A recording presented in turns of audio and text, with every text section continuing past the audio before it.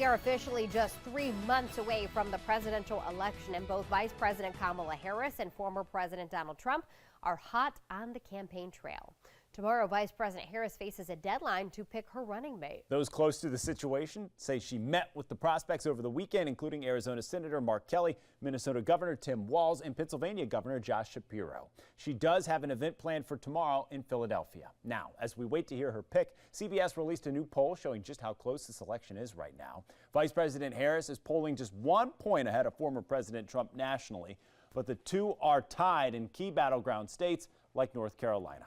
That poll also showed that registered Democrats who plan to vote, that has now risen to its highest point yet this year, 85%. Data shows that both black and young voters have started to show more enthusiasm for this upcoming election. However, more Republicans say they plan to vote, 88% saying that.